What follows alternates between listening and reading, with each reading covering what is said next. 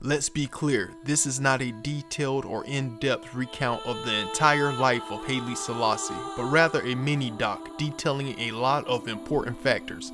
I've seen many documentaries about Selassie that goes into great detail, but they all maintain a narrow path. Some focus on his leadership, others focus on his survival of the Italian military prowess, and some even speak about Rastafarianism, but never all in one video. If you find this topic interesting and would like me to create a more detailed video, let me know in the comments. In this world, an extraordinary or remarkable person comes along from time to time. That person reigns, rules, or leads in a fashion like none other. Mortals take on God complexes, sometimes against their own will. Some wear crowns of gold, crowns of jewels, thorns, and even flesh. Nonetheless, it's a crown. Long before the years of being known as the Lion of Judah, Jah, or simply Haile Selassie, there was Tafari Makonnen. Born near Harar, Ethiopia on the 23rd of July, 1892, the young Selassie was far from a normal kid. It is widely believed that Selassie is a direct descendant of the ancient rulers King Solomon and the Queen of Sheba. You wouldn't have caught the future ruler playing silly school-age pranks with his friends because he would be educated by private European tutors of the greatest stature. Selassie spent a great deal of his early years at the imperial court of Addis Ababa, Ethiopia, surrounded by non-stop political plots and learning methods to manipulate power to achieve his preferred outcome. Many accounts state that even at a young age, Selassie's memory was incredibly sharp and his work ethic was second to none. Every detail counted. His youthful prowess allowed him to become the governor of Garar Muleta at the tender age of 14. 6 years later, at the age of 20, Selassie was appointed the role of commander over the extensive province of Sidamo. A few promotions and years later, in 1916, Selassie is appointed as the crown prince heir apparent to the throne. 1 year later, he elevates to the royal position with equivalents of a royal duke. At this point, Selassie's name gains a prefix, Ras Tafari Makonnen. The term Ras translates to the word head.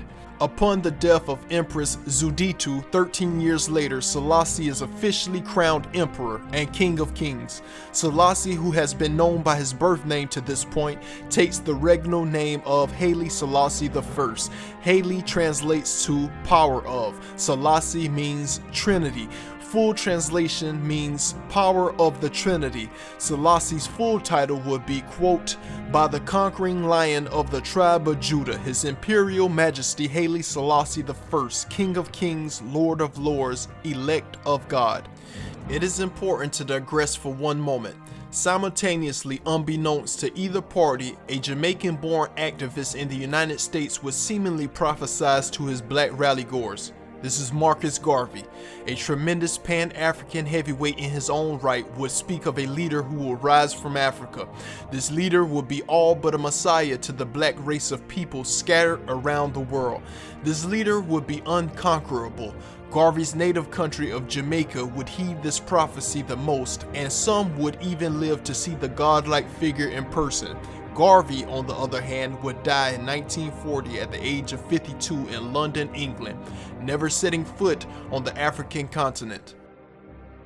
Back in Ethiopia, the new king Haile Selassie is modernizing the government to include a constitution that would allow the government to have much more power than before. During this transition, Italian dictator Benito Mussolini places all his interests in rebuilding the Roman Empire, which would include conquering various northern African countries. Ethiopia would fall prey to the dictator's military prowess after its invasion of the country in 1935. Italy would use various tactics, but its favorite would be the poison gas, forcing Ethiopia to become occupied by a foreign nation for the first time in its long history. Selassie would go into exile and plead with the League of Nations for assistance. His cries would go unheard. It wouldn't be until 6 years later in 1941, accompanied by British forces, would the Italian fascists be expelled from Ethiopia. It should be noted that this is a major occurrence during World War II that often goes unmentioned. In May of 1941, Haile Selassie re-enters the capital and throne as Ethiopia's rightful leader. At this point, the nation had lost a great deal of its government's independence, affording Selassie much more authority than before he left.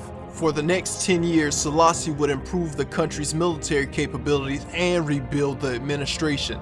Selassie would also regulate the government, church, and financial system. Growing more cautious, Haile Selassie would allow fewer new leaders into his government and would destroy all signs of uprising throughout the country.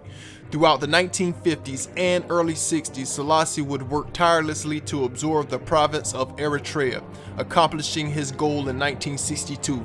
Selassie would also found the University College of Addis Ababa in hopes of attracting Ethiopian college graduates from abroad. Ethiopia would hold its first general election in 1957, and Selassie worked to keep political balance between several major politicians. Although unsuccessful, Selassie would face a military coup in December of 1960, perhaps a glimpse into the future possibilities of his rivals. While Haile Selassie quite literally wore a crown at times, to others he was deserving of a much heavier head adornment. As I alluded to earlier, the island nation of Jamaica took the words of the Honorable Marcus Garvey quite literally and found refuge in Haile Selassie as a savior of men. Who am I to say he wasn't or isn't the incarnation of God? Perhaps Haile Selassie's long reign of power and Marcus Garvey's African redemption movement perfectly aligned with each other. Perhaps it was a coincidence. Just maybe it was a combination of several factors, such as Benito Mussolini, a European dictator, being expelled from one of only 2 African nations to never be conquered, and Selassie's historic royal bloodline. Either way, many Jamaicans began to believe Selassie would lead black people throughout the world back to the African diaspora to freedom. The Jamaican government sent a delegation of Rastafarians and non-Rastafarians to Ethiopia in 1961 to discuss repatriation with Selassie.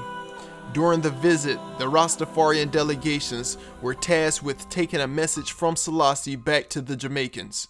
Tell the brethren to be not dismayed. I personally would give my assistance in the matter of repatriation. In his later years, Selassie would visit Jamaica and be welcomed with a greater and warmer reception than anywhere he's gone before. More than 100,000 Rastafarians from across Jamaica descended onto the airport's tarmac just to get a glimpse. It took several attempts and the pleading of their Messiah for the crowd to relax enough for the mobile steps to be deployed and Haile Selassie exit the airplane. The day is viewed as the second holiest holiday for Rastafarians, only second to the Emperor's Coronation Day. In an interview with CBC in 1967, Haile Selassie denounced being the Son of God and even said that he told Rastafarians that he was just a mortal man. Like other rulers, he told the people that he will one day be replaced on the throne by the next generation. You should never make the mistake, he said, in assuming or pretending that a human being is emanated from a deity. Nonetheless, Rastafarians did not take this as a clear message of his immortality. In a 2-year span from 1972 through 1974, 40 to 80,000 Ethiopians died from famine, mostly in northeastern Ethiopia. The BBC reported that as many as 200,000 Ethiopians died in 1973 alone. This was later dismissed as inaccurate. Unfortunately, the damage was already done.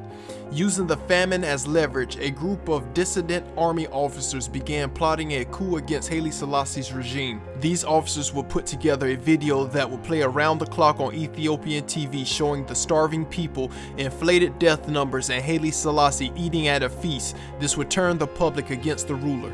The international oil crisis of 1973 only exacerbated Selassie's dwindling popularity due to it causing spikes in unemployment, cost of imported goods, gasoline, and food. It was the perfect storm. In 1974, Selassie was forced to make a national television announcement that he would reduce gas prices and freeze the cost of basic commodities. Selassie even promised to increase military wages by 33%, but that wasn't good enough for the greedy military powers who yearned for his downfall. Mutiny began. On September 12th, the 82-year-old Selassie was deposed. Over the following weeks and months, nearly all of the imperial family was imprisoned. On November the 23rd, 60 former high officials, to include Selassie's grandson, generals, admirals, and 2 former prime ministers, were executed without trial. This day would become to be known as Bloody Saturday. The overthrowers of the government would announce the end of the Ptolemaic dynasty, which began in 980 BC. Less than a year later, state-run media stated that Selassie died on August the 27th, 1975, of a respiratory failure following a prostate surgery. A prominent Ethiopian surgeon came forward denying the claims of any complications and rejected the government's version of Selassie's death. 19 years later, in 1994, an Ethiopian court found several former military officers guilty of strangling the emperor in his bed in 1975.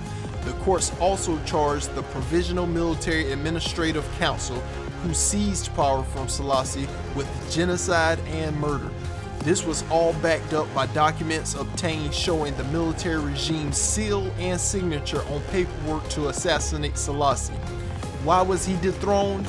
Not because he slaughtered his own or because some widespread poverty, but merely because they thought the regime was too traditional and it was time for a change.